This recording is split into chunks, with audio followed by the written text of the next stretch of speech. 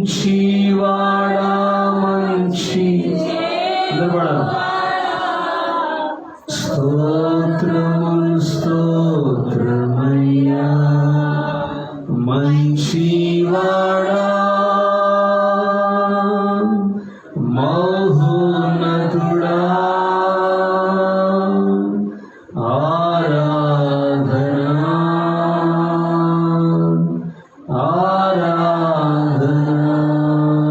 మంచివాడా మహోన్నతుడా ఆరాధనా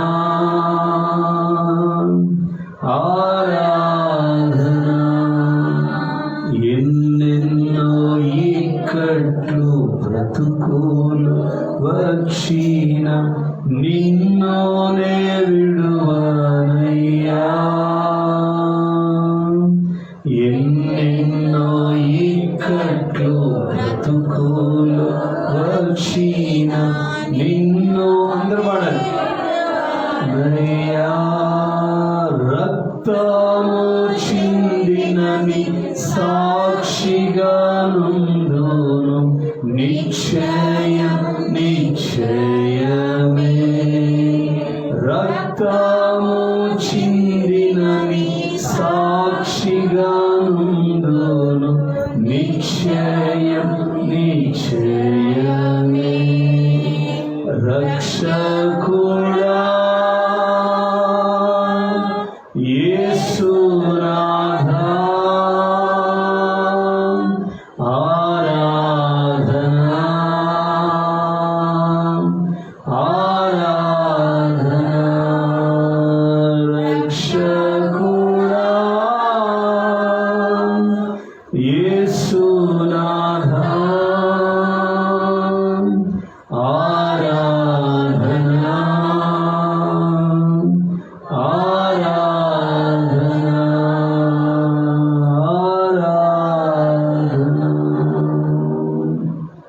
ప్రార్థన చేసుకుందాం. పరిశుద్ధుడైన మా తండ్రి, ప్రేమ కలిగిన మా ప్రభువా, నమ్మకమైనటువంటి మా యేసయ్య, నీ ఘననామానికి మహిమ చెల్లిస్తూ ప్రభువా ఈ యొక్క సంఘ క్షేమాభివృద్ధి కోడికల విషయమై మీరు ఇచ్చిన ఆలోచన తలంపునైనా ఈ రీతిగా మొదటి కోడికలో ప్రభా మీరు పాటల్లో స్తుతి ఆరాధనలో మీరు మాతో ఉన్నందుకు నీకు స్తోత్రాలు. కొద్ది మాటలను లేఖనాన్ని ధ్యానం చేసుకుని పోతుంది చేరి వచ్చిన మా అందరితో మీరు మాట్లాడి సకల ఘనత మహిమా ప్రభావాలు మీరు పొందుకున్నాను. పిల్ల వచ్చిన ప్రతి బిడ్డను ప్రతి కుటుంబాన్ని మీకు కృపాస్తాలకు అప్పగించుకుంటాం. యేసుక్రీస్తు నామములో ప్రార్థించి వేడుకొంచున్నాము తండ్రి. ఆమేన్. కూర్చున్నాం. God bless you. దేవుడు మిమ్మల్ని దీవించును గాక. Praise the Lord.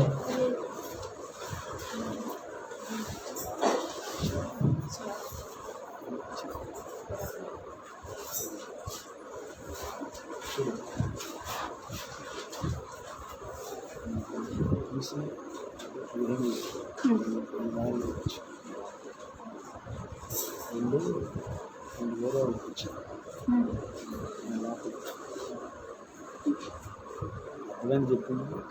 నేనేమంటాను అంతే బయట పెట్టి తీసి వేరే వాళ్ళకి ఇచ్చాను. Praise the lord. దేవుని పరిశుద్ధ నామమునకు మహిమ కలుగును గాక. మన రక్షకుడు ప్రభువైన యేసుక్రీస్తు ప్రశస్తమైనటువంటి నామములో ఈ సంఘ క్షేమాభివృద్ధి కూడికలకు చేరి వచ్చిన మీ అందరికీ వందనాలు.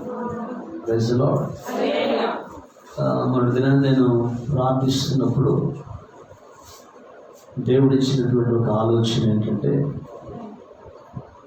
ఈ కూడికల విషయమై ప్రార్థన చేస్తున్నప్పుడు సంఘ క్షేమాభివృద్ధి కూడికలు అనే ఒక టైటిల్ దేవుడు నాకు ఇచ్చాడు. Praise the lord. యాక్చువల్గా మన మీటింగ్లో మనం పెట్టేది ఏంటంటే, టైటిల్ ఏంటంటే కృతజ్ఞత స్తుతి ఆరాధన పండుగలు. గడిచిన దినములన్నింటిలో దేవుడు చేసిన ప్రతి మేలులకు ఉపకారాలకు ప్రభువుకు కృతజ్ఞతగా స్తుతులు చెల్లిస్తూ ఏర్పాటు చేసే కూటాలు ఇవి. అయితే కొంచెం ప్రతికూల పరిస్థితులు ఉన్నాయి కనుక ఇవి సంఘములోనే 6 కూటాలు ఏర్పాటు చేయడం జరిగింది. చివరి కూటంలో అది మనకి యానివర్సరీ అంటే చర్చి ప్రతిష్ఠిత దినంగా కాబట్టి 10వ వార్షికోత్సవం కాబట్టి దేవునికి స్తోత్రం. కాబట్టి 6 కూటాలు ఉంటాయి. 6 కూటాల్లో తప్పనిసరిగా అందరూ పాల్గొనాలని ప్రభు ప్రేమతో మీకు తెలియజేస్తున్నాను. బైబిల్ గ్రంథంలో వ్రాయించిన మాటలు ఏంటంటే సంవత్సరానికి 3 సార్లు ఇజ్రాయేల్ ప్రజలు దేవునికి పండుగ చేయాలంటే ఆమె 7 దినాలని 21 దినాలని ఇట్లా రకరకాలుగా ఉన్నాయి. అయితే సంవత్సరానికి 3 సార్లు ఇజ్రాయేల్లో ఉన్న పురుషులందరూ దేవుని సన్నిధిలో కనపడాలి. అది తగు ప్రాముఖ్యం. కాబట్టి సంవత్సరంలో జరిగేటువంటి దేవుడు మన జీవితాల్లో చేసిన మేలులకై ఉపకారాలకై, మేలు ఉపకారాలు పక్కన పెడితే దేవుడిచ్చిన క్షేమానికై భద్రతకై, కాబట్టి రాగల సంవత్సరంలో కూడా ఆమె దేవుడు క్షేమాన్ని ఇచ్చేటట్లుగా కాపుదలు ఇచ్చేటట్లుగా ఆమె. కాబట్టి 4 దినాలు మనం దేవుని సన్నిధిలో కనపడాలి. అది మీకు మీ కుటుంబాలకు ఆశీర్వాదకరం. దేవునికి స్తోత్రం. దేవుని వాక్యానికి లోబడటం, దేవుని సేవకులకు లోబడటం, పరిచర్యకు సహకరించటం, ఇవన్నీ దేవుని పిల్లల యొక్క లక్షణాలు. కొంతమంది ఏ పరిచర్య చేయరు, ఏం చేయరు, కానీ అన్నీ రావాలంటారు. అర్థమవుతుందా? ఏం చేయరు, పరిచర్య చేయరు, సహకరించరు, ఏం చేయరు, కానీ ఆశీర్వాదాలు మొత్తం మాకు రావాలంటారు. పొరపాటు కూడా అట్లాంటి వాళ్ళకి ఆశీర్వాదాలు వాళ్ళ జీవితాల్లో ఉండవు. దేవునికి స్తోత్రం. ఆశీర్వాదాల సంగతి పక్కన పెడితే మెయిన్ ఏంటంటే నిత్యత్వం. పరలోక రాజ్యంలో అట్లాంటి వాళ్ళకి ఫలము ఉండదు. దేవునికి స్తోత్రం. కాబట్టి జీవము కలిగినటువంటి దేవుని సన్నిధిలో ఉన్నటువంటి దేవుని పిల్లలందరూ కూడా తప్పనిసరిగా సంఘ క్రమంలో పాలిభాగస్తులు కావాలి. సంఘ సభ్యులు అంటే సంఘంలో ఉన్నటువంటి ప్రతి ఒక్కరూ కూడా దేవుని సన్నిధిలో ఆయన కనపడాలి. పాస్టర్ గారికి కనపడటం గొప్ప సంగతి కాదు, ఆయన కనపడాలి. దేవునికి స్తోత్రం. కాబట్టి మనం నడిపించేవాడు ఆయనే కాబట్టి ఆమె. దేవునికి స్తోత్రం. ఆయన జయశాలి అయినటువంటి దేవుడు కాబట్టి దేవునికి స్తోత్రం కలుగునుగా. ఆ మహాశక్తివంతుడైనటువంటి జయశాలి అయినటువంటి క్రీస్తును ఆమె ఆయన సన్నిధిలో మనం ఆయన కనపడాలి. దేవునికి స్తోత్రం. దేవుని వాక్యం చదువుకుందాం. గుర్తుపెట్టుకోండి, ప్రతి రోజు పగలు 11 గంటలకు ఆరాధన ప్రారంభించబడుతుంది, 2 గంటలకు ముగించబడుతుంది. ఆమె పగలు ఉదయకాల కూటం 11 గంటలకి ప్రారంభించబడుతుంది, 2 గంటలకు ముగించబడుతుంది. అలాగే రాత్రికి 7:30కి ప్రారంభించబడుతుంది, 10 గంటలకి ముగించబడుతుంది. ఈ విషయాలు మీరు గమనించుకొని ప్రారంభం నుండి దేవుని సన్నిధిలో మీరు ఉండాలని ప్రభు ప్రేమతో మీకు తెలియజేస్తున్నాను. దేవుడు దీవించిన గాక. ప్రకటన గ్రంథము 6వ అధ్యాయం. ప్రకటన గ్రంథము 6వ అధ్యాయము 2వ వచనాన్ని నేను చదువుతాను, జాగ్రత్తగా ఆలకించు. మరియు నేను చూడగా ఇదిగో ఒక తెల్లని గుర్రము కనపడెను, దాని మీద ఒకడు విల్లు పట్టుకొని కూర్చుని ఉండెను. అతనికి ఒక కిరీటం ఇయ్యబడెను. అతడు జయించుటకు బయలు వెళ్ళెను. ఆమేన్. మళ్ళా చదువుతాను. ప్రకటన గ్రంథము 6వ అధ్యాయం 2వ వచనం. మరియు నేను చూడగా ఇదిగో ఒక తెల్లని గుర్రము కనపడెను, దాని మీద ఒకడు విల్లు పట్టుకొని కూర్చుండి ఉండెను. అతనికి ఒక కిరీటం ఇయ్యబడెను. అతడు జయించుటకు బయలు వెళ్ళాను. ప్రార్థన చేసుకుందాం. పరిశుద్ధుడా, ప్రేమాస్వరూపి, దయగలిగిన మా తండ్రి, కృపగలిగిన మా ప్రభువా, నీ ఘననామానికి మహిమ చెల్లిస్తూ ఈ రాత్రి మొదటి కోడికలో మరొకసారి మీ పాదాలు పట్టుకుని ప్రార్థిస్తున్నాం. కృపతో మమ్మల్ని జ్ఞాపకం చేసుకుని పరిచర్య అంతటినీ మీ చేతులకు అప్పగిస్తూ ప్రార్థిస్తున్నాం. ఈ ఏర్పాట్లో నీ చిత్తంలో ఉన్న వీళ్ళందరినీ మీరు నడిపించిన దేవుడవు గనుక నీకు స్తోత్రాలు. కొద్ది మాటలు లేఖనాలను ధ్యానం చేసుకుని పోతున్నాడు. చేరి వచ్చిన మా అందరితో మీరు మాత్రమే మాట్లాడండి. సమస్త ఘనత, మహిమ, ప్రభావాలు మీరు పొందుకున్నారు. యేసుక్రీస్తు నామములో ప్రార్థించి మమ్మల్ని మీకు అప్పగించి వేడుకొంచున్నాం తండ్రి. ఆమేన్. కూర్చున్నాం. God bless you. దేవుడు మిమ్మల్ని దీవించును గాక. రెండు చేతులు పైకెత్తి ప్రభువుకు స్తోత్రం చేద్దాం. హల్లెలూయా. ఈ రాత్రికాల సమయంలో మన అంశం ఏంటంటే మహాశక్తివంతుడవు జయశాలి. The mighty conqueror. మహాశక్తివంతుడవు జయశాలి. Praise the lord. చాలా మంది రాజులు అనబడిన వాళ్ళు, చక్రవర్తులు అనబడిన వాళ్ళు రాజ్యాలను, ప్రపంచాలను జయించారు. ఆమేన్. గట్టిగా స్తోత్రం చెప్పండి. చాలా మంది రాజ్యాలు జయించారు, లేకపోతే అనేకమైన వాటిని జయించారు.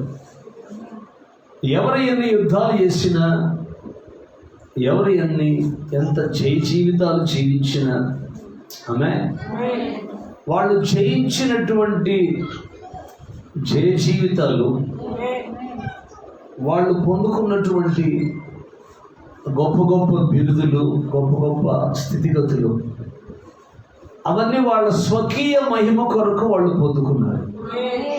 వాళ్ళ స్వార్థం కొరకు, వాళ్ళు తమ్ము తాము హెచ్చించుకోవటం కొరకు వాళ్ళు రాజ్యాలు జయించారు, పట్టణాలు జయించారు, అనేకమైన వాటిని జయించారు. Praise the lord. కానీ యేసయ్య జయము, ఆయన జయించినటువంటి జయ జీవితం, ఆమేన్, గట్టిగా ఆయన దేనిని జయించాడంటే, మొట్టమొదటిగా ఏదేను తోటలో పడిపోయినటువంటి ఆదాము సంతతి యొక్క క్షేమము కొరకు. ఆమేన్. హల్లెలూయా. ఆయన ఈ లోకానికి వచ్చి లోకాన్ని, పాపాన్ని, భ్రష్టత్వాన్ని సమస్తమును జయించి ఆయన జయశాలిగా చరిత్రలో నిలిచిపోయాడు. దేవునికి స్తోత్రం. ఈ లోకంలో రాజ్యాలు జయించిన వాళ్ళు ఉన్నారు, ఆమేన్.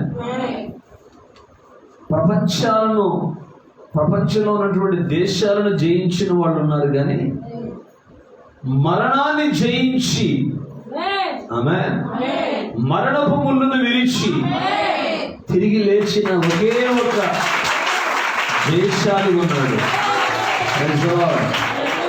ఆయనే మన ప్రభు అయినటువంటి యేసుక్రీస్తు. ఆమేన్. ఆయన గనక నిన్ను గనక నడిపిస్తే, ఎవరు? ప్రభు అయిన యేసుక్రీస్తు గనక నిన్ను నడిపిస్తే, నువ్వు నడిచే ప్రతి మార్గములో నువ్వు జయాన్ని పొందుకుంటావు. దేవునికి స్తోత్రం. రెండు చేతులు పైకెత్తి హల్లెలూయా. వింటున్నారా? రెండు చేతులు పైకెత్తి హల్లెలూయా. కాబట్టి లోకంలో ఉన్నటువంటి వ్యక్తులు, లోకంలో ఉన్నటువంటి చక్రవర్తులు అనబడిన వాళ్ళు అనేక మంది కత్తులతో, ఈటెలతో, లేకపోతే లోక సంబంధమైనటువంటి అనేకమైనటువంటి కార్యాలతో రాజ్యాలను జయించారు. ఆమేన్. మన రాజు, ఆమేన్, మన ప్రభువు, ఆమేన్, మన రక్షకుడు, మన విమోచకుడు, ఆమేన్, ప్రేమ ద్వారా జయించారు. దేవునికి స్తోత్రం కలుగునుగాక. దేవుని ప్రవక్త అంటాడు, ఈ లోకంలో ప్రేమ కంటే బలమైనటువంటి ఆయుధం చెప్పాలా? లేదు. మనం ప్రతిదీ కూడా ప్రేమ ద్వారా జయించాలి తప్ప ఆమె కక్షల ద్వారా, భయపెట్టడం ద్వారా, లేకపోతే ఇంకోటి వాటి ద్వారా మన జీవితాల్లో ఎప్పుడు కూడా మనం జయించలేం. ఆమె మనం జయం పొందుకోలేం. అవతల వాళ్ళు కూడా మన పట్ల ఎటువంటి జయ జీవితాన్ని పొందుకోలేరు. Praise the lord. అందుకే క్రీస్తు యేసు సంబంధులు ఎవరో? క్రీస్తు యేసు సంబంధులు, విశ్వాసులను చెప్పుకునేటువంటి దేవుని పిల్లలు క్రీస్తు ప్రేమలో నిలిచి ఉండాలి. ఆమేన్. అదే కదా పౌలు చెప్తాడు మొదటి కొరింథీయులకు రాసిన పత్రిక 13వ అధ్యాయంలో ఏమని చెప్తాడు? బలమైనటువంటి శక్తి ఏంటయ్యా అంటే అది ప్రేమే. యేసయ్య ఈ లోకంలో చూపించిందండి ప్రేమే. యేసయ్య నిన్ను వల్లే నీ పొరుగు వారిని ప్రేమించమన్నాడు, మిమ్మల్ని హింసించే వారి కొరకు ప్రార్థన చేయమన్నాడు, కుడి చెంప కొడితే ఎడవ చెంపను చూపించమన్నాడు. మరి ఎందుకు యేసు ప్రభు అంటే జనానికి ఎట్టదో? దోచుకోమన్నాడా, తన్నుకోమన్నాడా, కొట్టుకోమన్నాడా, పొడుచుకోమన్నాడా? ఏం చెప్పాలి? ఆయన చెప్పింది ఏంటంటే ప్రేమే. నిన్ను వలే నీ పొరుగు వారిని ప్రేమించు. దేవునికి స్తోత్రం. చదవండి 13 మొదటి వచనం.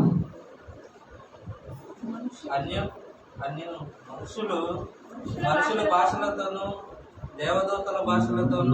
మీరు కష్టపడుతుంది నేను చదువుతాను. ఒక భక్తుడు సినిమాకి పాట రాశాడు. సాధన చేయుమురా నరుడా, సాధ్యము కానిది లేదురా. రోజు బైబిల్ చదువుతుంటే మనకి క్షుణ్ణంగా చదవటం వస్తుంది. ఆమె గుడికి వచ్చినప్పుడు బైబిల్ తెరిస్తే చదవటం రాదు. మనోళ్ళు ఇప్పటికి కూడా ఏ అధ్యాయం ఎక్కడో తెలియక ఇండెక్స్ చూసుకుంటున్నారు. సిగ్గుచేటు. నిజమైన విశ్వాసి రోజుకు 30 అధ్యాయాలు బైబిల్ చదవాలి. నిజమైన విశ్వాసి. అయ్యా నాకు చదువు రాదనుకుంటే చదివించుకోవాలి. మనసుంటే మార్గం ఉంటుందని. నీకు మనసుంటే ఈరోజు టెక్నికల్గా అన్నీ జ్ఞానం పెరిగిపోయింది. ఈరోజు బైబిల్ కూడా ఆడియో బైబిల్ వచ్చేసింది. ఫోన్లో ఒక చిన్న ఫోన్ కొనుక్కొని అందులో మెమరీ కార్డ్ వేసుకుంటే వదిలితే ఇక నువ్వు ఆపిందాక అది మోగుతూనే ఉంటుంది. ఆమె అందుకని వాక్యం ఎప్పుడూ కూడా ఆమె ప్రతిరోజు దేవుని పిల్లలు వాక్యాన్ని చదవాలి. ప్రతిరోజు దేవుని పిల్లలు వాక్యాన్ని చదవాలి.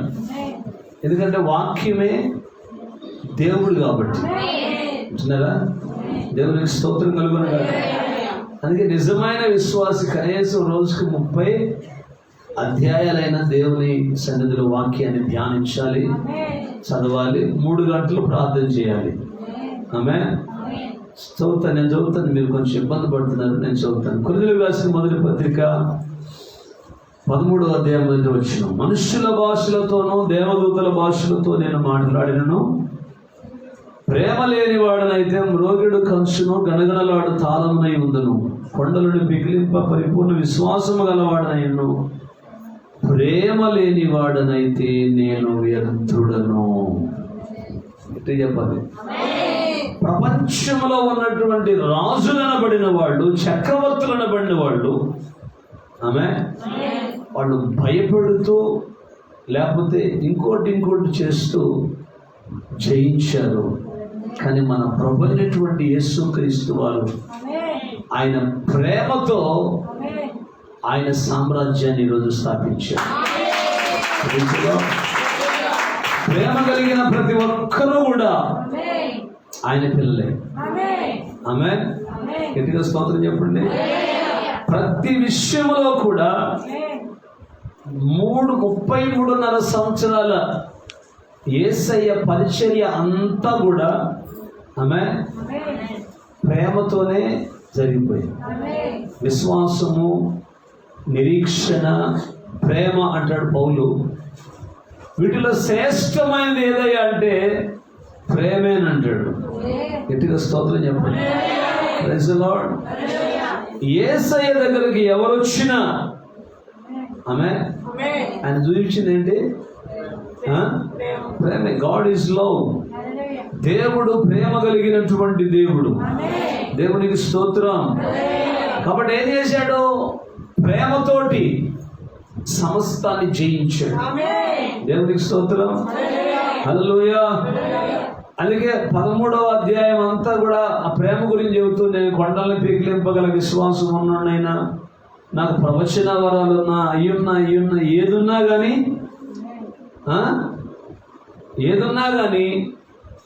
నేను ప్రేమ లేని వాడినైతే, పౌలు భక్తులు చెప్తున్న మాట ఏంటంటే, ప్రేమ లేని వాడనైతే నేను వ్యర్థుడను. గట్టిగా స్తోత్రం చెప్పండి. 2 చేతుల పైకి ఎత్తి. కాబట్టి రాజ్యాలను జయించినటువంటి రాజులు వాళ్ళ స్వకీయ మహిమ కొరకు రాజ్యాలను జయించారు. దేవునికి స్తోత్రం. వాళ్ళు ఏదేదో చేశారు, జయించారు. కానీ మన ప్రభు అయినటువంటి యేసుక్రీస్తు వారి యొక్క జయ జీవితం ఏంటంటే, ఆమేన్, పడిపోయినటువంటి ఆదాము సంతానము కొరకు కల్వరి శిలువలో ఆయన ప్రాణం పెట్టి ఆమేన్ మరణించి సజీవుడుగా తిరిగి మరలా లేచినటువంటి సర్వశక్తి కలిగినటువంటి దేవుడు. హల్లెలూయా. అందుకే యోహాను సువార్త 3వ అధ్యాయం 16వ వచనంలో శ్రేష్టమైనటువంటి మాట చెప్తాడు. ఏంటన్నమాట? దేవుడు లోకమును ఎంతో ప్రేమించెను. ఆమేన్. God is love. దేవుడు లోకాన్ని ప్రేమించాడు. ఎంతవరకు ప్రేమించాడు? అంతవరకు ప్రేమించాడు. కొంతవరకు కాదు. మన ప్రేమలను ఎటువంటి అంటే పెడితే పెట్టినాడు పెళ్లి కూడేది అంటారు చూసారా? మన ప్రేమలన్నీ దొంగ ప్రేమలు, దొంగ వ్యవహారాలు. అంత బాగుంటే ప్రేమ, లేక తేడా వచ్చిందంటే ఏదన్నా ఇక ప్రేమ లేదు, ఏం లేదు. దేవునికి స్తోత్రం కలుగును కాదు. కానీ యేసయ్య ప్రేమ అట్లాంటి ప్రేమ కాదు. ఆమేన్. అది అగాపే, విడువని ప్రేమ.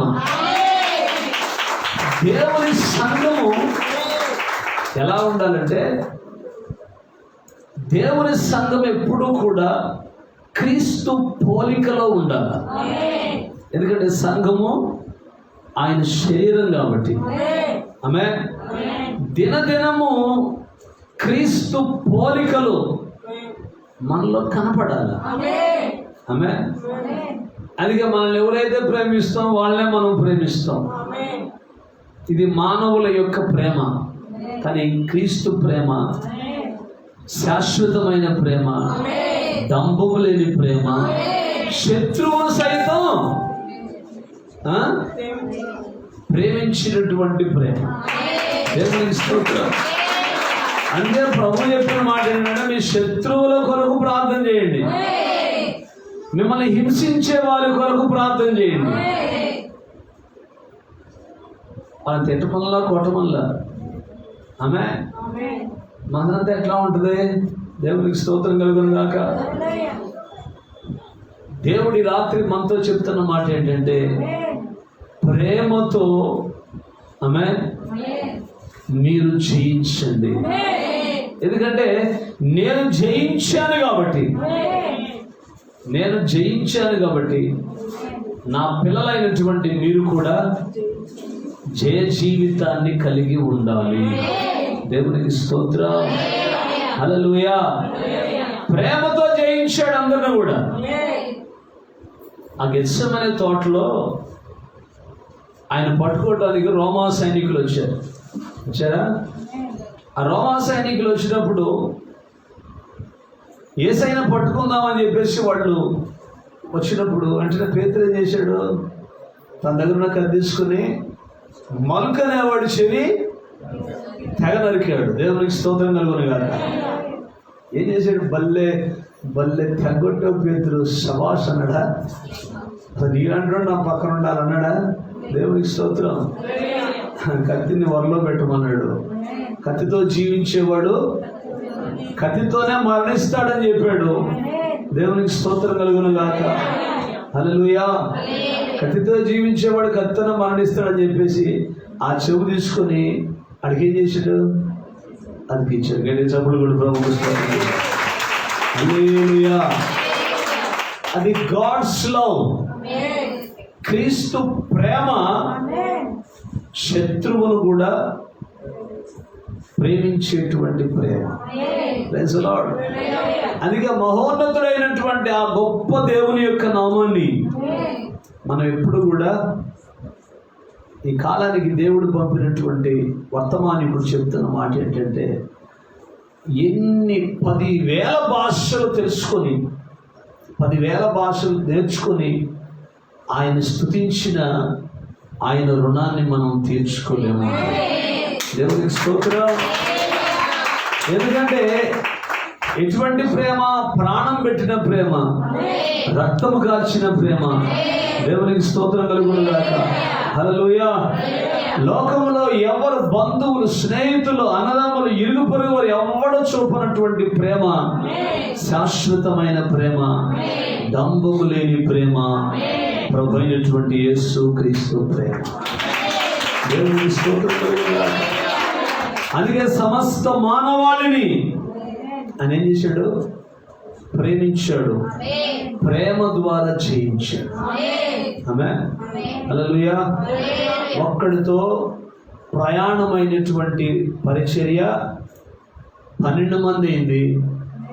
12 మందితో ప్రారంభించినటువంటి పరిచర్య ఈరోజు ప్రపంచమంతా కూడా విస్తరించిందంటే ఇది కేవలం ప్రేమ ద్వారానే జరిగింది. దేవునికి స్తోత్రం. హల్లెలూయా. లాజరు సమాధి దగ్గరికి పోయినప్పుడు యేసు కన్నీళ్లు విడిచెను అని అంటారు అక్కడ. యేసు కన్నీళ్లు విడిచెను అంటే అప్పుడు వాళ్ళు అంటారు, ఆయన కన్నీళ్లు పెట్టుకున్నాడంటే లాజరును ఎంతగా ప్రేమించాడు. దేవునికి స్తోత్రం. 2 చేతులు పైకెత్తి హల్లెలూయా. ఎంత ప్రేమించుంటాడు. కన్నీరు గార్చినటువంటి దేవుడే. ఒక వ్యక్తి, ఒక సిస్టర్ దేవుని ప్రభు దగ్గరికి వచ్చి ఒక మాట అడిగిందంటే, ఏమడిగిందంటే, నువ్వు యేసు ప్రభుని మళ్ళీ హైలైట్ చేస్తున్నావు. యేసు ప్రభు కన్నీరు గార్చాడు, యేసు ప్రభు నిద్రపోయాడు, యేసు ప్రభు అంటున్నారా? ఆమె లోక సంబంధమైనటువంటి ముచ్చట్లన్నీ దేవుని ప్రవక్త దగ్గర చెప్తే అప్పుడు ఆయన అన్నాడంట, నా జీవితంలో ఏదైనా ఒక గొప్ప భాగ్యం అంటూ ఉందంటే అది నా దేవుని నామాన్ని ఘనపరచడం, హల్లెలూయా, హెచ్చించడమే. దేవుని నామాన్ని ఘనపరచడం, దేవుని నామాన్ని హెచ్చించడం, దేవుని నామాన్ని గొప్ప చేయడం, ఇదే నా జీవితంలో గొప్ప భాగ్యం అన్నాడు ఆయన. అడిగిందంటే, నువ్వు యేసు ప్రభుని భలే హైలైట్ చేస్తున్నావు, భలే గొప్పగా ఆయన గురించి చెప్తున్నావు. ఆయన నీకులాగా నాకులాగా సామాన్య మానవుడిలాగా ఏడ్చాడు, నిద్రపోయాడు, ఆకలి కొన్నాడు అన్నీ చెప్తే అప్పుడు దేవుని ప్రవక్త అంత చెప్పిన మాట ఏంటంటే, నిజమే యేసు ప్రభువు నిద్రపోయాడు. ఎక్కడ? సముద్రంలో ధోనిలో నిద్రపోయాడు. Praise the lord. నిద్రపోయినప్పుడు ఆయన సామాన్యమైనటువంటి మానవుడే. నిజమే సిస్టర్ గారు, మీరు చెప్పింది నిజమే. నిద్రపోయినప్పుడు ఆయన సామాన్య మానవుడే. అయితే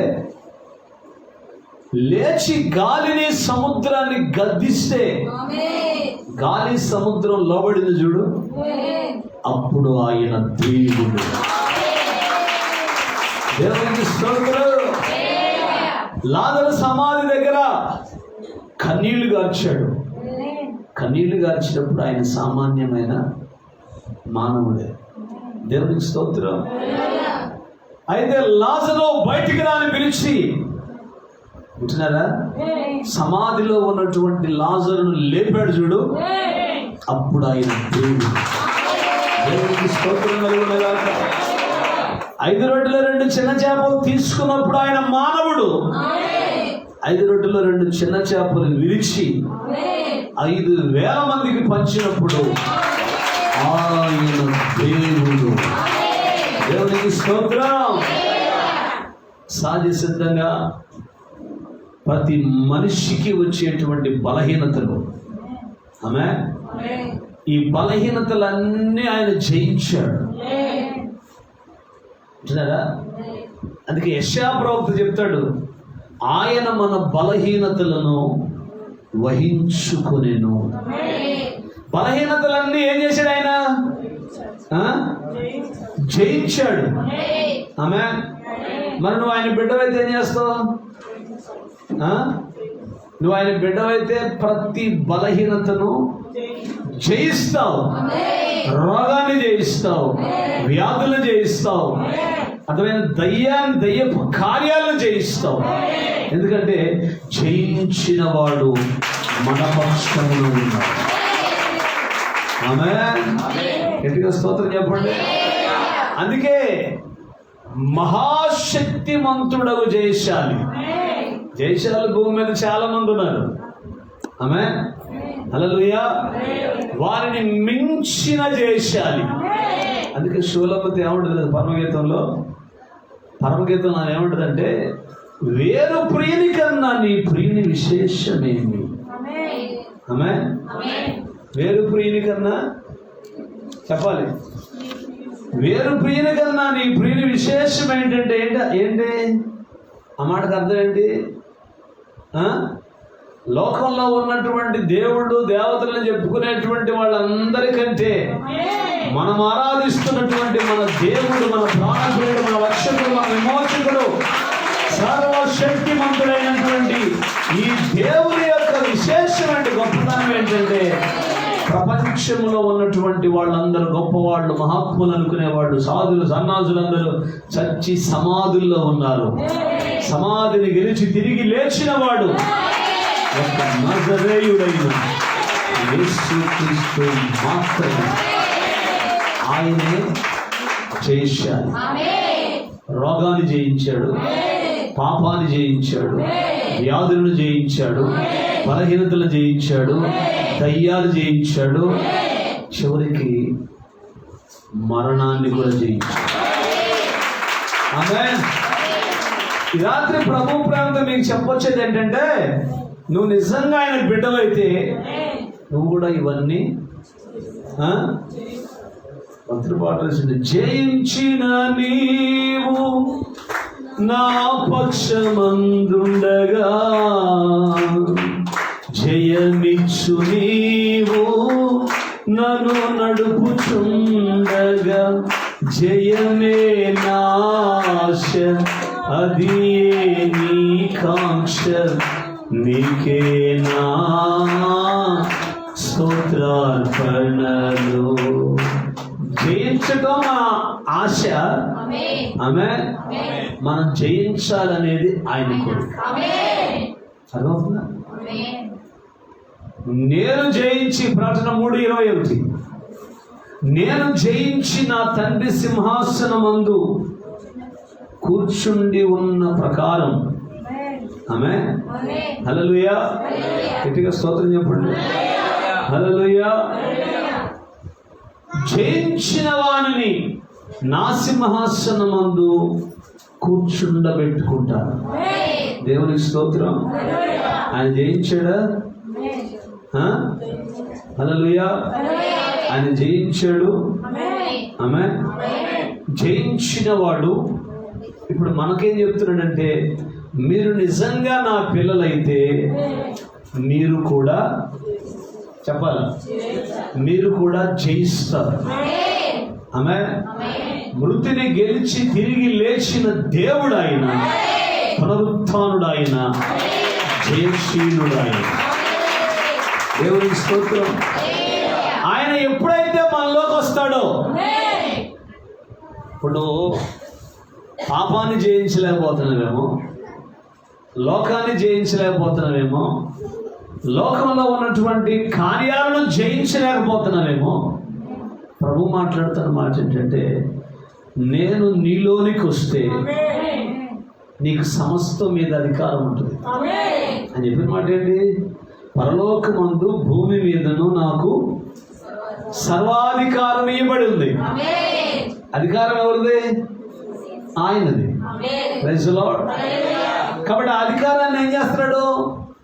మీరు నా పిల్లలైతే ఆ అధికారాన్ని నేను మీకు ఇస్తాను. దేవునికి స్తోత్రం. ఆ అధికారాన్ని ద్వారా మనం ఏం చేయాలంటే జయించాలి. కాబట్టి జయించిన వాడు నీకు తోడుగా ఉంటుంది.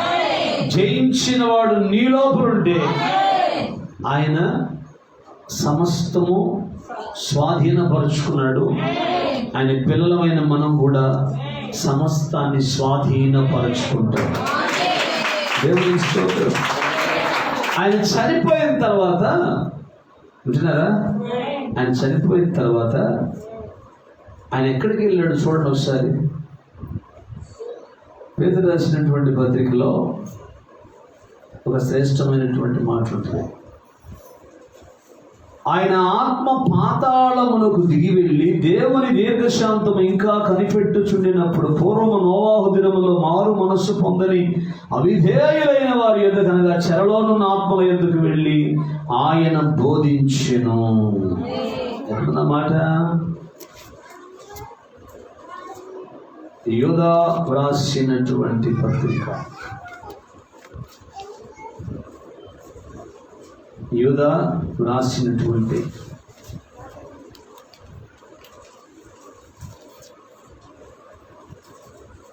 ప్రైజ్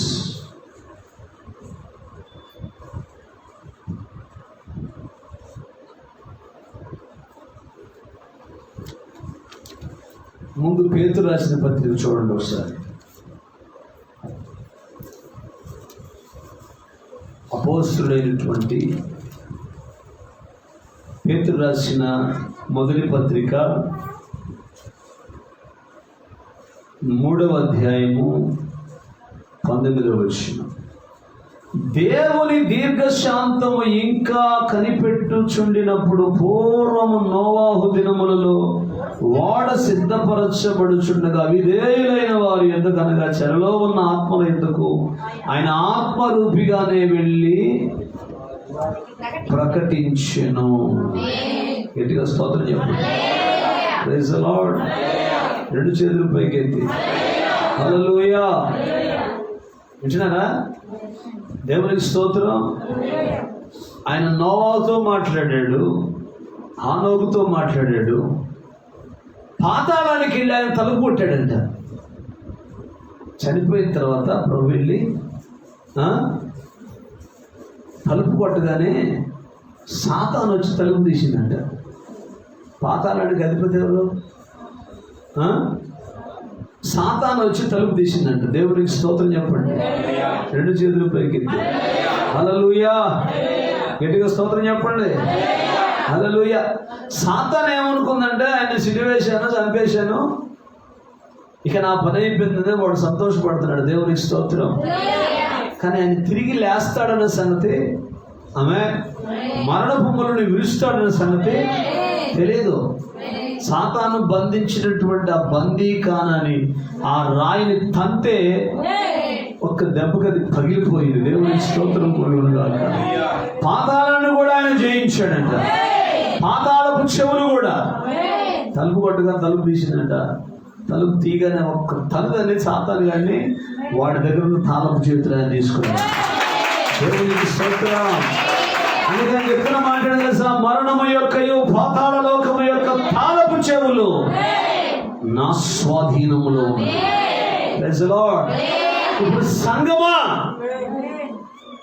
జయించిన వాడు నీ పక్షాన ఉన్నాడు కాబట్టి ఇక నువ్వు దేనికి భయపడాల్సిన పని లేదు.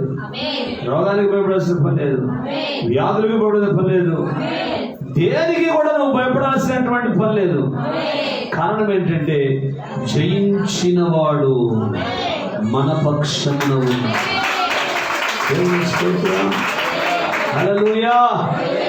ఆయన తలుపు కొట్టిన తర్వాత ఆమె చెప్పండి, సాతాను గాడు వెళ్ళిపోయిన తర్వాత ఆమె అబ్రహాము శారా తలుపు తీశారండి. దేవునికి స్తోత్రం చెప్పండి. అబ్రహాము శారా తలుపు తీస్తే అబ్రహాముతో శారాతో అబ్రహాం చెప్తున్నాడంట, ఆ సింధూర వనము దగ్గర ఆమె ముగ్గురులాగా వచ్చి నాకు కనపడింది ఈయనే. దేవునికి స్తోత్రం కలుగునుగాక. హల్లెలూయా. పితరులందరూ కూడా రెస్ట్ ప్లేస్, ప్యారడైస్, పరదేశు. చనిపోయినటువంటి మన పితరులు విశ్రాంతి పొందుతున్నటువంటి స్థలం. ఆమేన్. హల్లెలూయా. ఎవరైనా అందరూ పరిగెత్తుకుంటా వస్తారంట ఆయన దగ్గరికి. అబ్రహాం వచ్చాడు, శారా వచ్చింది, యోబు వచ్చాడు, దానియేలు వచ్చాడు. ఆమేన్. అందరూ వచ్చారు. అందరూ ఆయన గుర్తుపడుతున్నారంట. అదే పేతురు అక్కడ జ్ఞాపకం చేస్తున్నాడు. రెండు చేతులు పైకి ఎత్తి హల్లెలూయా. వింటున్నారా? అర్థమవుతుందా? దేవునికి స్తోత్రం. ఆయన సమస్తమును జయించినటువంటి జయశాలి అయిన దేవుడు. దేవునికి స్తోత్రం కలుగునుగాక. కాబట్టి రాత్రి ఆయన మనతో మాట్లాడుతున్న మాట ఏంటంటే, దేవునికి స్తోత్రం, ఆయన గొప్ప దేవుడు, ఆయన రాజులకు రాజు, ప్రభులకు ప్రభు. దేవునికి స్తోత్రం. ఆ దేవుణ్ణి మనం వెనక మన హృదయాల్లోకి చేర్చుకుంటే ఆమేన్, జయించిన వాడు మన పక్షాన ఉన్నాడు కాబట్టి మనం కూడా జయ జీవితాన్ని పొందుకుంటాం. దేవునికి స్తోత్రం. హల్లెలూయా. ఆయన జయించినటువంటి జయ జీవితం ఎవడలాగా? అలెగ్జాండర్ అనే చక్రవర్తి ప్రపంచ దేశాలను జయించాడు. నెపోలియన్ అనేటువంటి చక్రవర్తి ఆయన కూడా జయించాడు. కాన్స్టంటైన్ అనేటువంటి చక్రవర్తి ఆయన కూడా అనేకమైన వాటిని జయించాడు. ఎవడు ఎన్ని జయించినా, దేవునికి స్తోత్రం, కీర్తనలో చక్కటి మాట రాయబడి ఉంటుంది, గుమ్మములారా మీ తలలు పైకెత్తుకోండి, మహిమగల రాజు ప్రవేశించినట్లు పురాతనమైన తలుపులారా మిమ్మును లేవనెత్తుకోండి. దేవునికి స్తోత్రం. పురాతనమైన తలుపులారా, నువ్వు తలుపు తెరిస్తే జయశాలి అయినటువంటి దేవుడు నీ దగ్గరకు వస్తాడు. దేవునికి స్తోత్రం. అప్పుడు అన్న బలశౌర్యము గల ప్రభువు యెహోవా, యుద్ధ శూరుడైన ప్రభువు, గొప్ప జయశాలి. చెరను చెరగా పట్టుకొని పోయి మనుష్యులకు ఈవులను అనుగ్రహించెను. దేవునికి స్తోత్రం. పేతురు అదేనని చెప్పింది. చూడండి ఏమంటాడు, 19వ వచనం, పేతురు రాసిన మొదటి పత్రిక 3వ అధ్యాయం 19వ వచనం. దేవుని దీర్ఘశాంతము ఇంకా పూర్వము నోవాహు దినములలో ఓడ సిద్ధపరచుచుండగా అవిధేయైన వారి యొద్దకు, ఆమేన్, చెరలో ఉన్న ఆత్మల యొద్దకు ఆయన ఆత్మరూపిగానే వెళ్ళి వారికి ఏం చేశాడంట? ఆయన ప్రకటించాడు. దేవునికి స్తోత్రం. తర్వాత ఏమనుంది? ఆ ఓడలో కొందరు 8 మంది నీటి ద్వారా రక్షణ పొందిరి, దానికి సాదృశ్యమైన బాప్తిస్మం. ఆమేన్. దానికి సాదృశ్యమైనటువంటి బాప్తిస్మం ఏంటిది? వింటున్నారా? దానికి సాదృశ్యమైన బాప్తిస్మం నీటి బాప్తిస్మం, పరిశుద్ధాత్మ బాప్తిస్మం. దేవునికి స్తోత్రం. హల్లెలూయా. ఎవరైతే మారు మనసు పొందుంటారో, ఎవరైతే రక్షించబడి ఉంటారో, ఎవరైతే బాప్తిస్మం పొందుకొని పరిశుద్ధాత్మ చేత నడిపించబడుతుంటారో వారందరూ కూడా జయించిన వారే. దేవునికి స్తోత్రం కలుగునుగాక.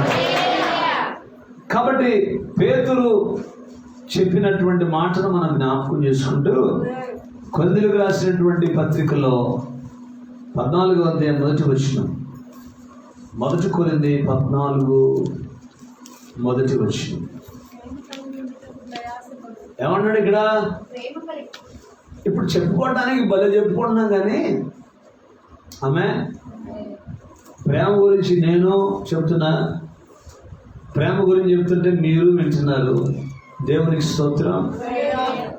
క్రీస్తు 33.5 సంవత్సరాల పరిచర్యలో, ప్రభు యొక్క 33.5 సంవత్సరాల పరిచర్యలో అంతా కూడా ప్రేమే ఉన్నది.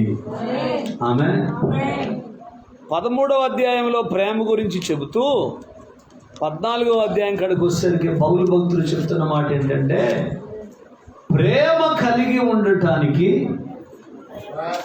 చెప్పాలా? ప్రయాసపడండి. అంటే ఎందుకన్నాడు ఆ మాట? కుదరదనే, జరగదనా ప్రేమ చూపించడం? ప్రేమను చూపించడం మన వల్ల కాదనే. దేవునికి స్తోత్రం. ఎందుకన్నాడు? ప్రేమ కలిగి ఉండుటకు ప్రయాసపడండి. దేవునికి స్తోత్రం. హల్లెలూయా. క్రీస్తు ఎలాంటి ప్రేమ చూపించాడు? ఆ రాళ్ళతో కొట్టారు, చంపారు, ఆయన గుద్దారు, ముఖాన్ని ఉమ్మేశారు, కొరడాలతో కొట్టారు, ముళ్ళ కిరీటం పెట్టారు. నువ్వు నిజంగా రక్షకుడు అయితే శిలువ మీద నువ్వు రక్షించుకొని మమ్మల్ని కూడా రక్షించని అన్నారు. ఇన్ని అంటున్నా శిలువ మీద ప్రభు అయినటువంటి యేసుక్రీస్తు వారి తండ్రికి ప్రార్థన చేస్తూ చెప్తున్న మాట ఏంటంటే, తండ్రి వీరేమి చేయుచున్నారో వీరు ఎరుగరు గనుక వీరిని క్షమించు. క్రీస్తు ప్రేమను కలిగిన ప్రతి ఒక్కడు కూడా ఆమె ఆ ప్రేమలో నిలిచి ఉంటాడు. వాడు జయించిన వ్యక్తి అయి ఉంటాడు. దేవునికి స్తోత్రం. హల్లెలూయా. సమస్త మానవాళిని పడిపోయిన ఆదాము సంతతిని దేవుడు ఈ ప్రేమ ద్వారానే జయించాడు.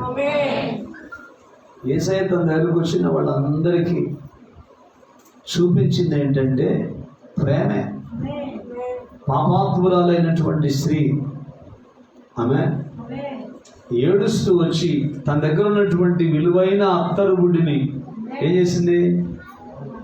కొని ఆయన మీద అభిషేకించి ఆయన పాదాలు పట్టుకొని తల వెంట్రుకలతో తుడుస్తూ ఏడుస్తూ ఉంటే పాపిస్తుందానా అని తనేడా? దేవునికి స్తోత్రం.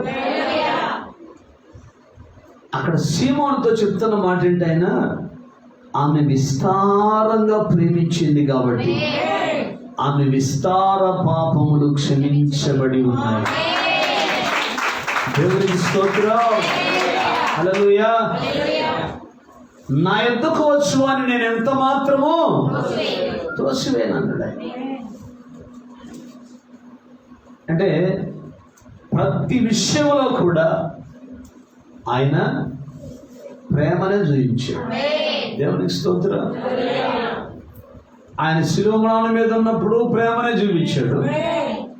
ఈ భూమి మీద సశరీరుడిగా సంచరిస్తున్నటువంటి దినాలలో ప్రేమనే చూపించాడు. ఆమె సమస్తము ఆయన ప్రేమ ప్రేమ ప్రేమ. అందుకే పౌలు భక్తుడు కూడా ఏమంటాడంటే 13వ అధ్యాయంలో, మనుష్యుల భాషలతోనూ దేవదూతల భాషలతోనూ నేను మాట్లాడినను, ప్రేమ లేనివాడైతే మ్రోగిడు కంచును గనగనలాడు తాళమునై ఉండును. Praise the lord. రెండు చేతుల పైకి స్తోత్రం చెప్పండి. ప్రేమ లేనివాడనైతే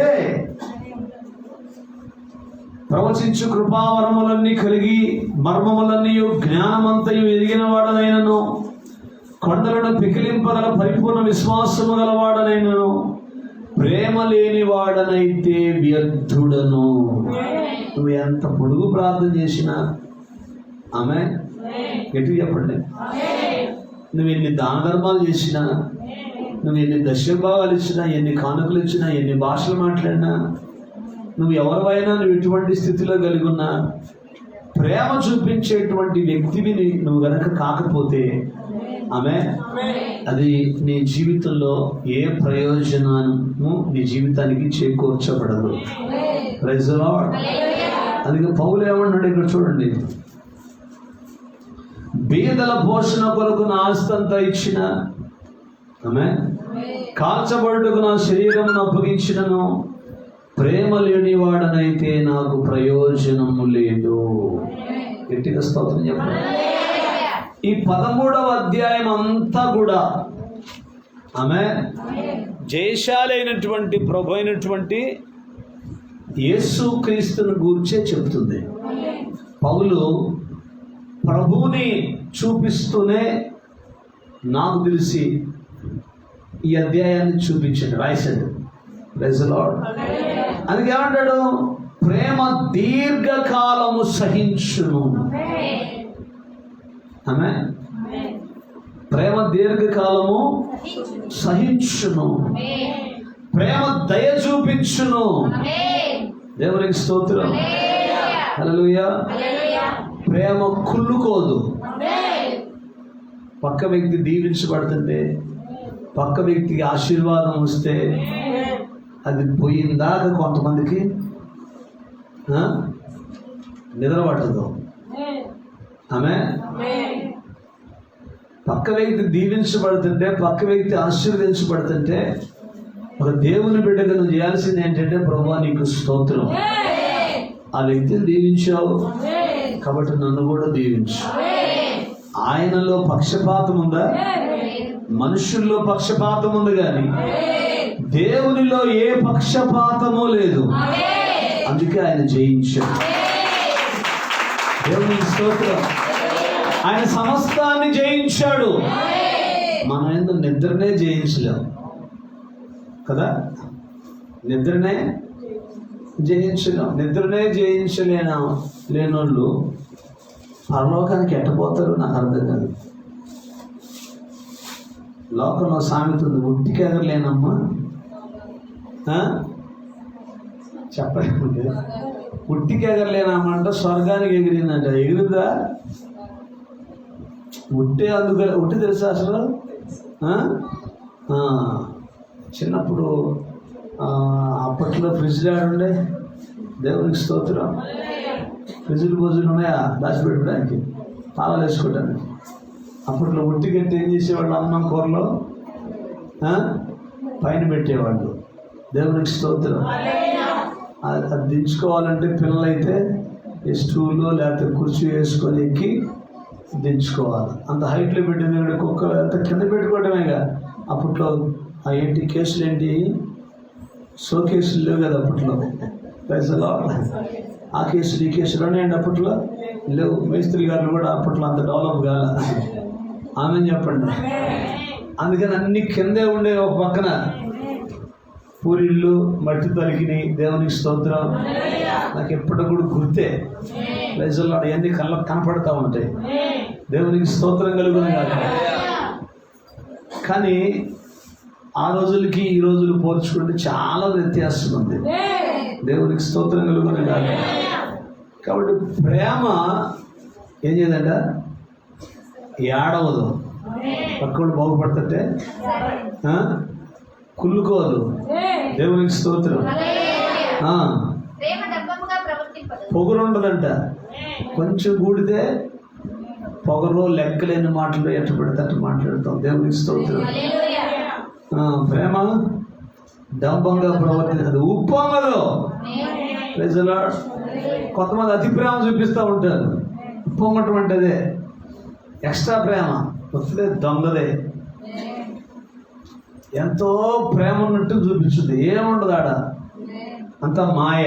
దేవునికి స్తోత్రం కలుగుతుంది. అమర్యాదగా నడుచుకోదు. ప్రేమ కలుగున్న అమర్యాదగా ఎట్ట పెడతాడు మాట్లాడరు. ఈరోజు ప్రజల్ని మనం గమనిస్తే సేవకుడిని ఎట్టు మాట్లాడతారు తెలియదు, సేవకురాలు ఎట్టు మాట్లాడతారో తెలియదు. ఇక సేవకుడిని సేవకురాలనే కనుక గౌరవించకపోతే ఇక కనపడి దేవుడిని వేడ గౌరవిస్తూ తల్లి అవుతుందే. నీ దగ్గర ఇవేవి ఈ లక్షణాలు ఉన్నోడే కదా జయించేది. ఆమె ఇవన్నీ క్రీస్తులో నెరవేర్చబడ్డాయి. దేవునికి స్తోత్రం. అదే మీకు చెప్తా ఉంది. సంవత్సరాలు జరుగుతూ ఉండగా, ఆమె మాసములు జరుగుతూ ఉండగా, వారాలు జరుగుతూ ఉండగా క్రీస్తు పోలికలు నీలో కనపడాలి.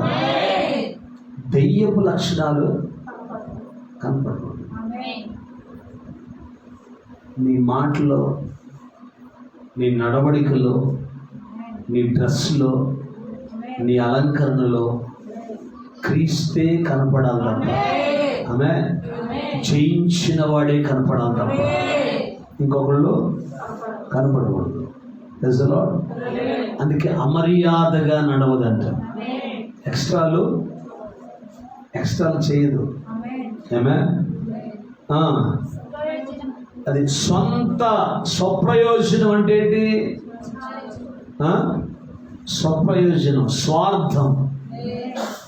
క్రీస్తు ప్రేమ కలిగిన వాళ్ళకి, అందుకే ఇందాక చెప్పింది, ప్రపంచంలో ఉన్నటువంటి రాజులు వారి వారి స్వార్థముల కొరకు, ఆమె వారి వారి స్వార్థాల కొరకు వాళ్ళు జయిస్తే, కానీ యేసయ్య జయ జీవితం, యేసయ్య జయశాలి తత్వం, ఆమె అది స్వార్థంతో కూడినది కాదు. సమస్త మానవాళి రక్షణ కొరకు ప్రాణం పెట్టినటువంటి గొప్పది. దేవునికి స్తోత్రం. హల్లెలూయా. అందుకే ఏమంటాడు? అమర్యాదగా నడవదు, స్వప్రయోజనము విచారించుకునదు, త్వరగా కోప్పడదు. ఆమె అపకారమును మనస్సులో, కొంతమంది కక్షలు సాధిస్తూ ఉంటారు కదా. క్రీస్తులో ఉన్న వాళ్ళు, జయించే వాళ్లకు ఈ లక్షణాలు ఉండవు. Praise the Lord. అపకారమును మనస్సులో, నువ్వు కక్షలు, క్రోధాలు, పగలు ఇవి పెట్టుకుంటే నీ జీవితంలో స్వస్థత రాదు, క్షేమము రాదు, ఆశీర్వాదం రాదు. కొంతమంది జీవితాలను మీరు గమనిస్తే నేను అనుకుంటా ఉంటాను, వీళ్ళకి ఎందుకు దీవెలు రావట్లేదు, ఇన్ని సంవత్సరాలు వచ్చిన ప్రార్థనకి ఎందుకు వీళ్ళు ఆశీర్వదించబట్టలేదు, ఎందుకు వీళ్ళు దీవించబట్టలేదు? కారణం ఏంటంటే ఒకటే, ఓర్చుకోలేని తత్వం. ఆమె పక్కన వాళ్ళని చూసి ఏడ్చే తత్వం, ఆమె పరిచర్యకు సహకరించినటువంటి తత్వం, భయంకరమైనటువంటి స్థితిగతుల్లో వాళ్ళు ఉంటుంటారు. అందుకే నేను ఎప్పుడూ ఒక మాట చెప్తూ ఉంటాను, నీ హృదయాన్ని బట్టే, నీ హృదయాలోచనలు బట్టే దేవుడు నీ జీవితంలో కార్యం చేస్తాడు. మారాలి. అదే నా స్టేటస్ అదే పెట్టారు. అబ్రహాం పాస్టర్ గారు చెప్పిన మాట, మారాలి. మారకపోతే ఎందుకు నీ బతుకు? మారకపోతే దేవుని సిద్ధకు రావటం ఎందుకు? మారకపోతే తెల్లగొడ్లు వేసుకోవటం ఎందుకు? మారకపోతే బతు చేయటం ఎందుకు? మారకపోతే పిల్లడు పుట్టగానే వాడికి ఎవరి పోలికలో అర్థం కాదు. 6వ నెల, 7వ నెల, 8వ నెల, 9వ నెల, 10వ నెల నడుస్తున్నప్పుడు, వాడికి పళ్ళు వస్తున్నప్పుడు, మాట్లాడుతున్నప్పుడు, అప్పుడు పోలికలు బయటపడతాయి. దేవునికి స్తోత్రం. విశ్వాస జీవితంలో దేవుని సన్నిధికి వచ్చినటువంటి నీ జీవితంలో కూడా సంవత్సరాలు గడిచే కొలది, మాసాలు గడిచే కొలది, దినాలు గడిచే కొలది నీలో క్రీస్తు పోలికలు ప్రజలు చూడాలి. ఆమేన్. నీలో ఉన్నటువంటి క్రీస్తు ప్రేమను బట్టి ప్రజలేం కావాలా? ఆకర్షించబడాలి. ఆమేన్. గాడ్స్ లవ్, దేవుని ప్రేమను చూపించాలి. ఆమేన్. హల్లెలూయా. ఈరోజు మనం దేవుని పిల్లమని చెప్పుకుంటున్నాం, ప్రార్థన వాళ్ళమని చెప్పుకుంటున్నాం. ఆమేన్. మనకి ప్రతిదానికి భయమే కదా. ఆమేన్. యేసయ్య కుష్ఠరోగి దగ్గరికి పోయి పట్టుకొని కుష్ఠరోగం ముట్టుకున్నాడు, రోగం పోయింది. ఆమేన్. మరి మన పరిస్థితి ఏంటి? కుష్ఠవ్యాధిగ్రస్తుని అసలు పట్టుకుంటామా? పట్టుకోగలమా? Praise the lord. వాడికి ఏదైనా ఇవ్వాలన్నా దూరం నుంచి ఇస్తాం. వింటున్నారా? ఒక సిస్టర్ మన సాక్ష్యం చెబుతుంది, కరోనా వచ్చింది. ఆమేన్. కరోనా వచ్చిందంట, అన్నం కూడా దూరం నుంచి ఇసిరేసారంట. ఏంటది? అన్నం కూడా దూరంగా ఇసిరేసారంట. జైల్లో ఉన్నటువంటి ఖైదీకి ఇసిరేస్తారే అన్నం ప్లేట్లు పెట్టి. ఏంటి భయం? దగ్గరకు పోతే ఎట్లా నీవు క్రీస్తు బిడ్డవి కాగలవు? కరోనానే జయించలేను నువ్వు.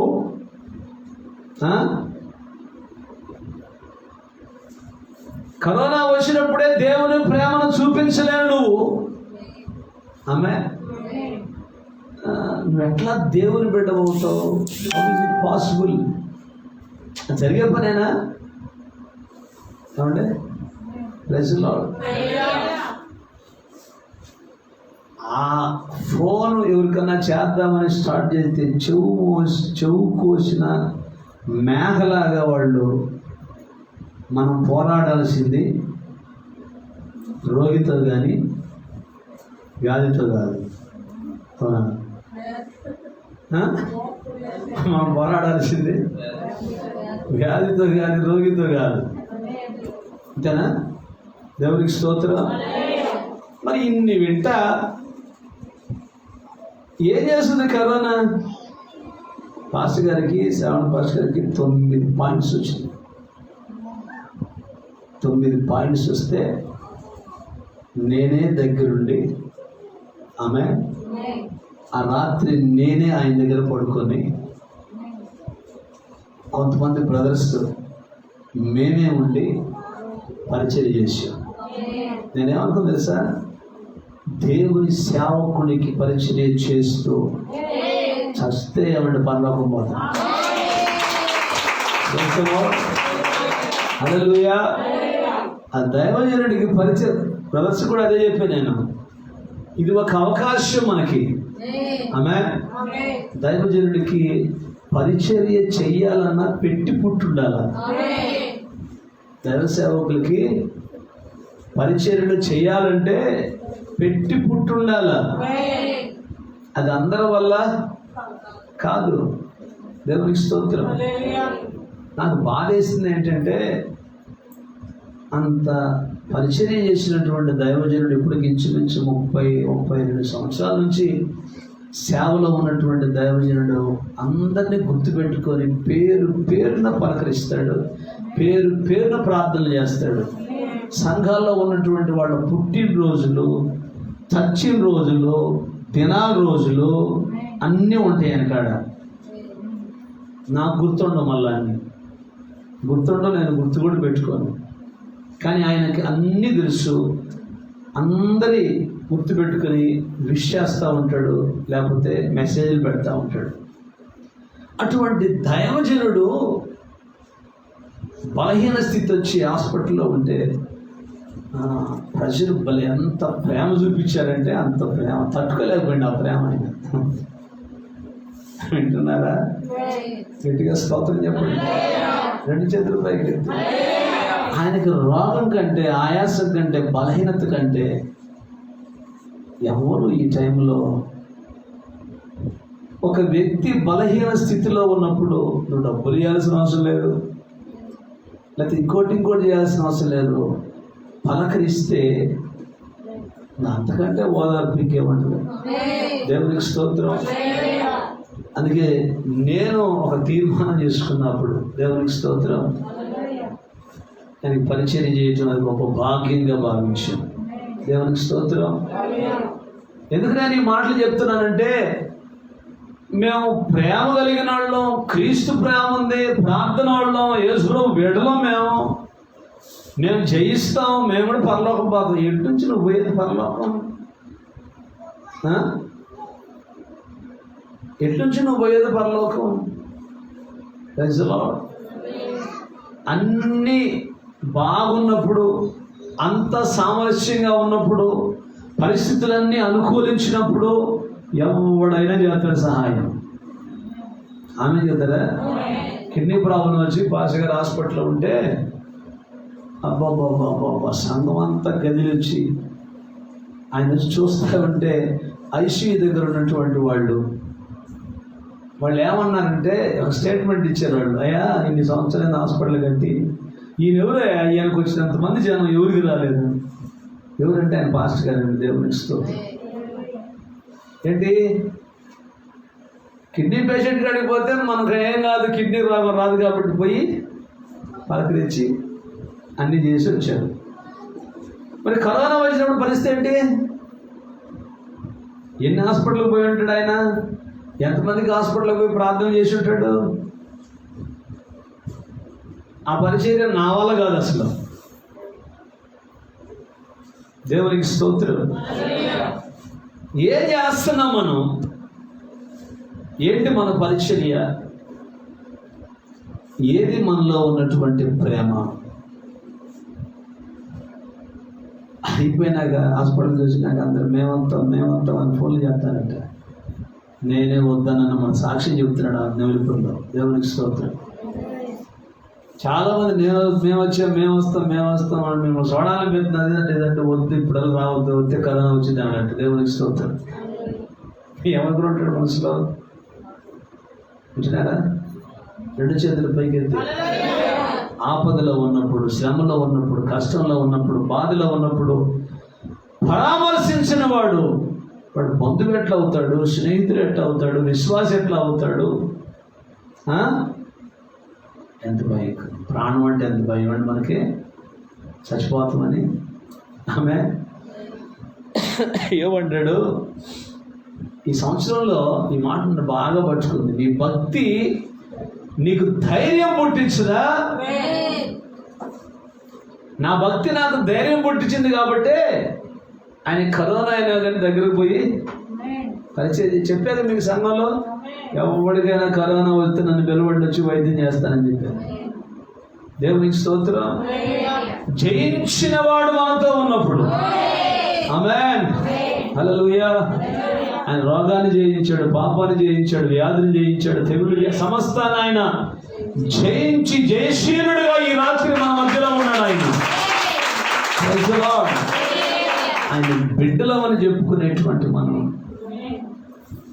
ప్రేమతో ఏం చేయాలి? ప్రేమతో జయించాలి. దేవునికి స్తోత్రం. మన ప్రేమలో కల్మషం ఉండకూడదు. మన ప్రేమలో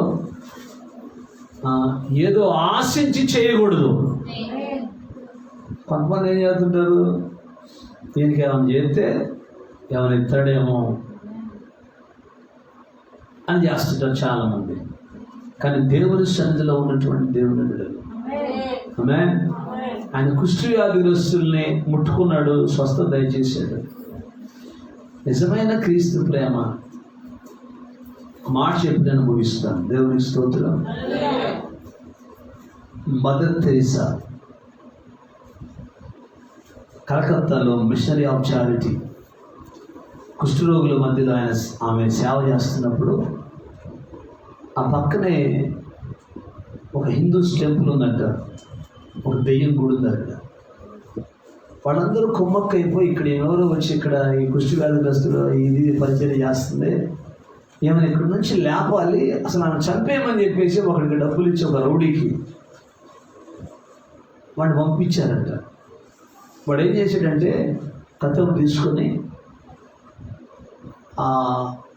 వాళ్ళు ఉండేటువంటి ఆ కుష్టి వ్యాధిగ్రస్తులు, ముసలేమతగా వాళ్ళు ఉండే దగ్గరికి వచ్చి, అక్కడికి వచ్చి లోపల ఏం జరుగుతుందని చెప్పేసి కిటికీ తలుపు తీసి చూశాడంట. ఈలోపు ఒక కుష్టి వ్యాధిగ్రస్తుడంట వాంతి చేసుకుంటుంటే, వాంతి పట్టడానికి ఏ పాత్రలు లేకపోతే మదర్ తెరీసా దోషులు పట్టిందంట.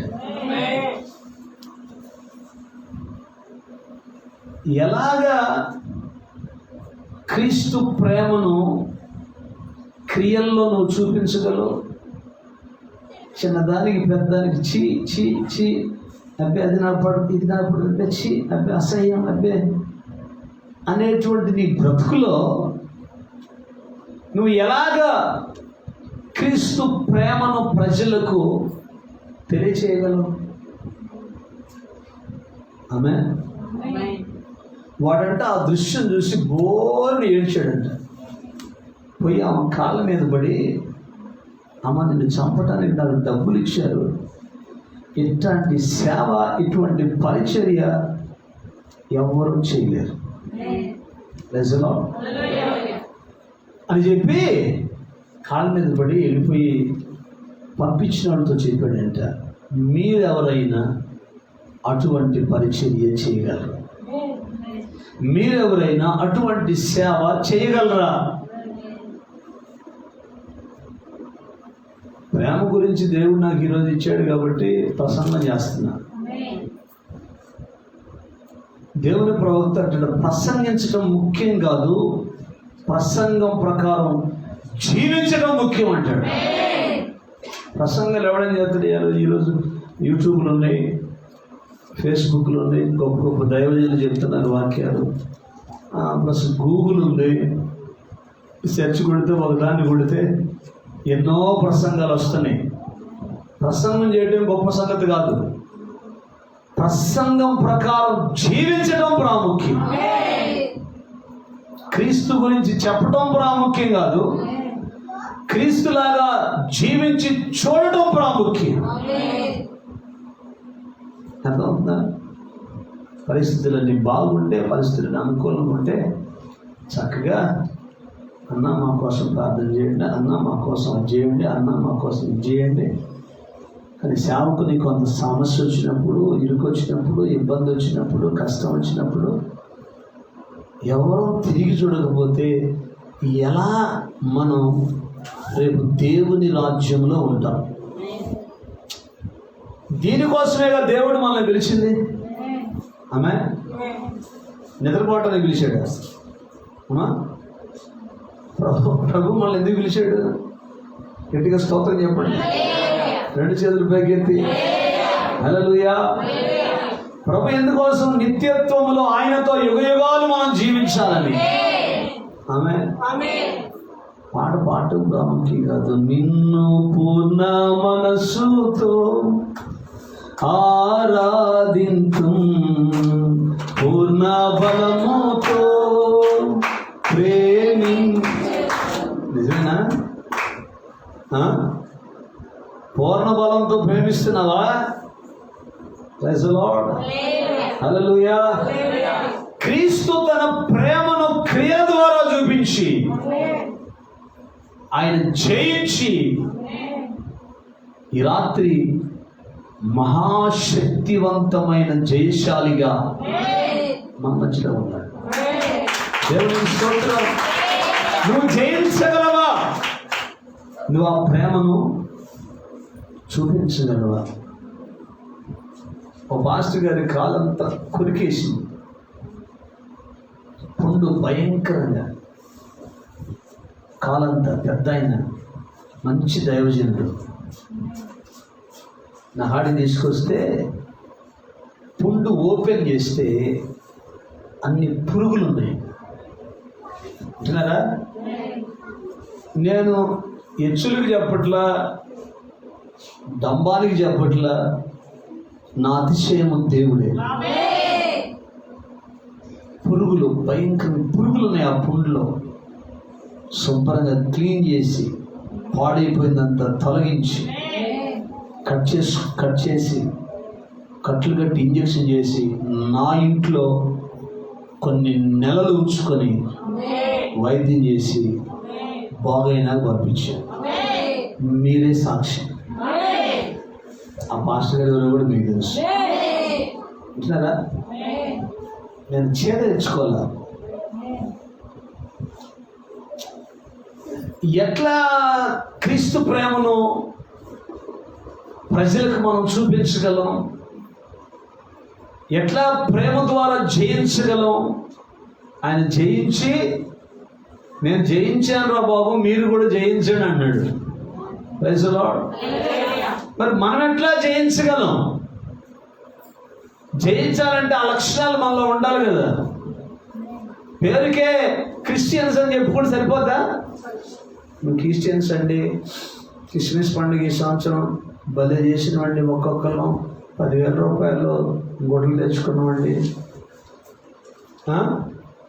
చేరే 4,000 అయిందండి, పిండి వంటలు ఉండేవండి, అరిసెల చక్రాలు కూడా భలే ఉండేయండి ఈ సంవత్సరం. పోయిన సంవత్సరం నా పాకు సరిగ్గా రాలేదు, కానీ ఈ సంవత్సరం పాకు బాగా వచ్చి మెత్తగా నేను తింటుంటే అరిసెలు. ఇదే ప్రేమ? పండుగ చేసుకోవడం క్రైస్తవ్యమా? ఆమె దేవునికి స్తోత్రం. లోకానుసారంగా జీవించడం క్రైస్తవ్యమా? నీలో నిజంగా ఆ యేసయ్య ప్రేమ కలిగి ఉంటే ఆమె నీలో ప్రజలు ఆయన చూస్తారు. అంటున్నారా? నీలో ఆయన చూస్తారు, అంతే. అది మనం చెయ్యాలా? ఆడోడో సినిమాలో చెప్పినట్టు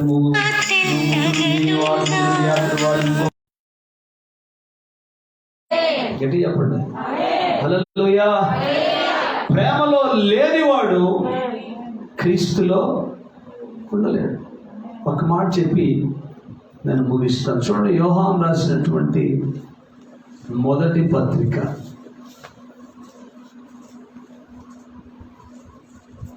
భక్తుడైనటువంటి యోహాను రాసినటువంటి మొదటి పత్రిక.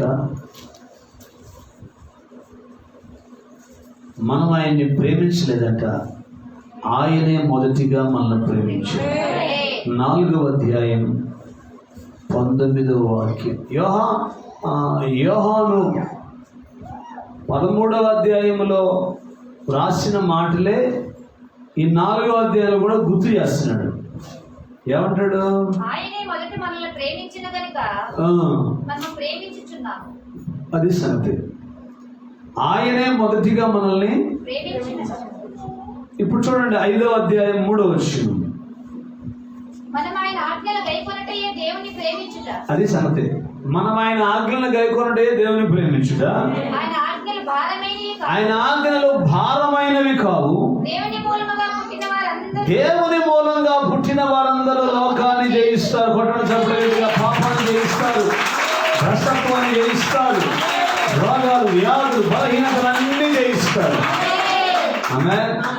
నువ్వు దేవుని మూలంలో పుడితే అన్నిటినీ జయిస్తావు. ఎందుకు? జయించిన వాడు నీతో ఉన్నాడు, జయించిన వాడు నీలో ఉన్నాడు. దేవునికి స్తోత్రం. అని దేవుని మూలంగా పుట్టిన వారందరూ లోకాన్ని జయిస్తారు. లోకమును జయించిన విజయము మన విశ్వాసమే. ఇప్పుడు వచనం చెప్పండి గట్టిగా. దేవునికి స్తోత్రం కలుగునుగాక. అర్థమవుతుందా? Praise the lord. కాబట్టి ఇంకొక మాట చూడండి, 3వ అధ్యాయం 13వ వచనం. సహోదరులారా, లోకము మిమ్మల్ని ద్వేషించినలా ఆశ్చర్యపడకుడి. మనం సహోదరులను ప్రేమించున్నాము గనుక మరణములో నుండి జీవములోనికి దాటి ఉన్నాము. ఆమేన్. అంటే ప్రేమలో ఉన్నాడు ఏమయ్యాడు? మరణంలో నుండి జీవంలోకి దాటించాడు. ప్రేమ లేనివాడు మరణమందు నిలిచి ఉన్నాడు. నీలో క్రీస్తు ప్రేమ గనక లేకపోతే నీకేందంట? బహుమానం మరణం. అర్థమవుతుందా? కాబట్టి ఇప్పుడు ఆయన జయించాడు కాబట్టి ఆయన పిల్లలమైన మనం జయించాలి. జయించిన వాడు మనకు తోడుగా ఉన్నాడు. దేవునికి స్తోత్రం. ఆయనే మనల్ని నడిపించేవాడు, ఆయనే శక్తివంతులకు జయించాలి. ఆమేన్. పడిపోయినటువంటి ఆదాము సంతానాన్ని తిరిగి మరలా లేపి మరణము యొక్కయు పాతాళ లోకము యొక్కయు తాళపు చెవులు ఆయన స్వాధీనంలో ఉన్నాయి. ఈయన లాంటి జయశాలి ఇది ఎవ్వరూ లేరు. దేవునికి స్తోత్రం.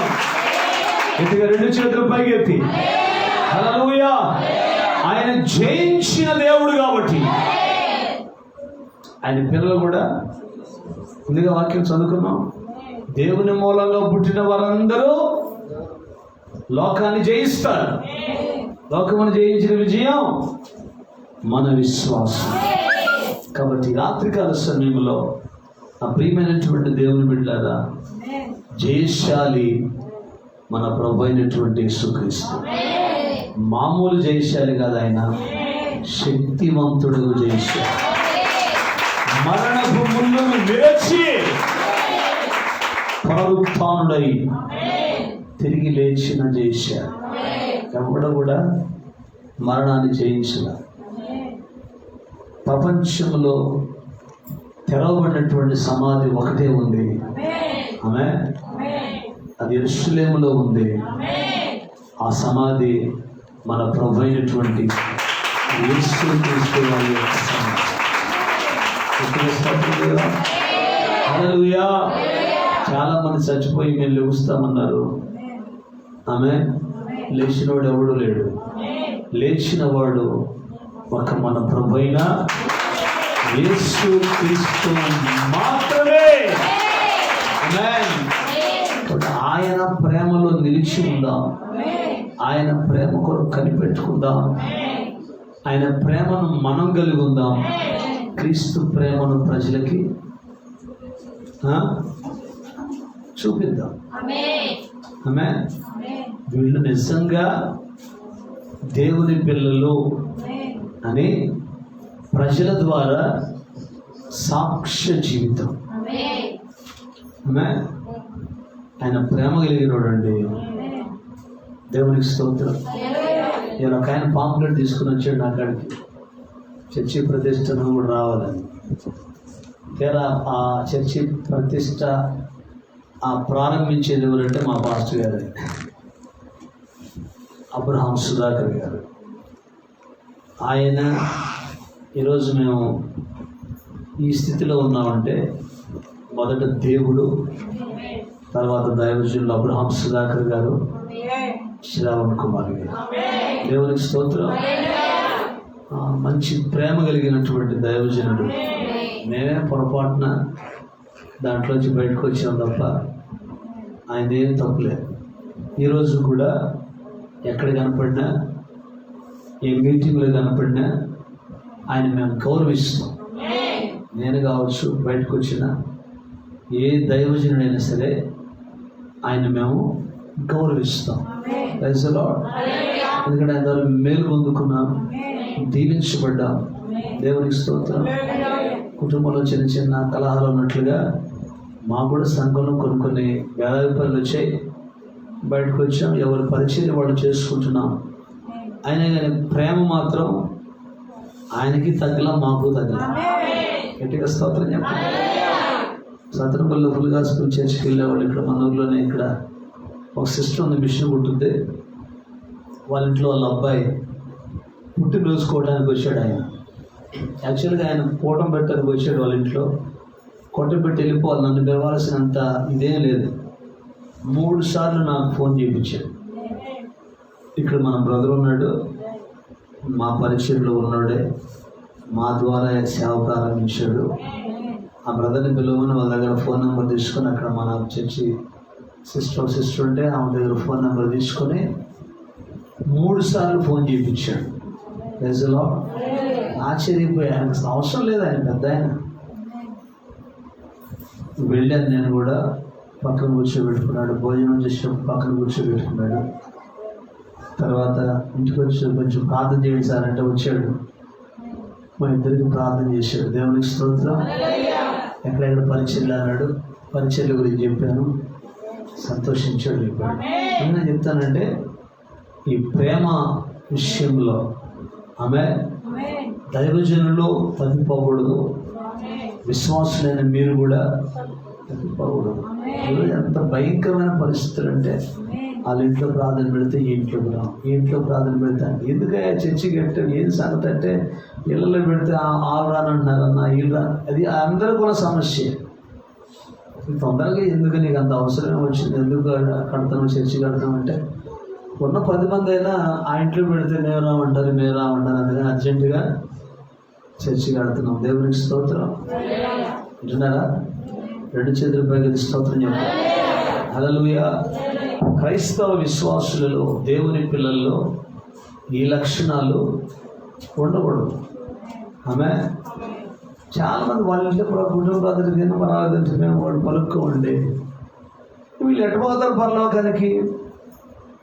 సేవకుల మధ్య ఐక్యత లేక, విశ్వాసుల మధ్యలో ఐక్యత లేక. 133వ కీర్తనలో కీర్తనాకారుడు చెప్తున్న మాట ఏంటంటే, సహోదరుల ఐక్యత కలిగి ఉంటా ఎంత మేలు, ఎంత మనోహరం అంటుంది. అక్కడ ఏముంటుంది అంటే ఆశీర్వాదము, శాశ్వత జీవం. ఆమె ఐక్యత ఉన్నక్కడ ఆశీర్వాదం ఉంటుంది, శాశ్వత జీవం, ఎటర్నల్ లైఫ్, నిత్యత్వంలో ఉంటాం. కాబట్టి పౌలు భక్తులు చెప్తున్నారు కొలస్సీ పత్రికలో, సాధ్యమైతే, శక్యమైతే సమస్త మనుష్యులతో సమాధానము. పగబెట్టుకోవద్దు. నేను చెప్పే మాట ఏంటంటే పగబెట్టుకోవద్దు, ద్వేషాలు పెట్టుకోవద్దు, కానీ పూసుకోవద్దు, తర్వాత మళ్ళా తెంపుకోవద్దు. పూసుకోవద్దు, రాసుకోవద్దు. ఆమె ఎవరితో అంతవరకు ఉండండి. క్రీస్తు ప్రేమను కనపరచండి. ఆమె క్రీస్తు బిడలుగా ఆ దేవుని రాజ్యములో ఆయనతో యుగ యుగాలు మనం నిలిచుకుంటాం. తనలో వచ్చింది ఎత్తబడిన వాక్యం నిమిత్తమై ఒక చిన్న తీర్మానం చేయండి అందరూ.